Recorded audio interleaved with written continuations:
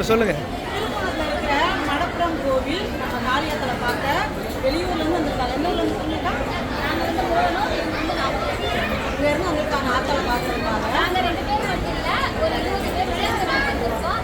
வந்த இடத்துல வந்து ஞாபகம் இருக்குது. ஒரே ஒரு மெசேஜ் தான் பண்ணேன். ஏதோ வந்தாங்க வந்தாங்க. ஆனால் வந்து எங்களுக்கு கோயில் சிறப்பு சொல்லலாம், மண்டப சிறப்பு சொல்லலாம். வந்தாங்க கிடைச்சிட்டாங்க. சாமி எப்படி போனாங்க, சாமி நல்லா பார்த்தோம். நல்லா முதல் தடவை வந்து சாமி நல்லா டிக்கெட் பார்த்தோம். இப்போ நம்ம நிறைய விஷயம் வந்து நல்லா நாங்கள் கோயில் கண்டிப்பாக எங்களுக்கு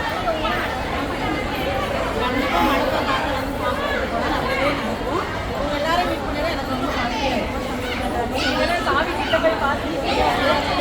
2 மணி நேரம் கழிச்சு தான் பார்த்துருக்கோம். அக்கா வந்ததுனால சீக்கிரம் ஈஸியாக பார்த்துருக்கோம்.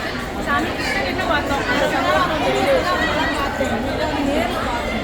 நிறைய நாள் சரவசிட்ட வந்து மெசேஜ் பண்ணிட்டு அப்பா வந்து எனக்கு தான் பார்த்தேன்.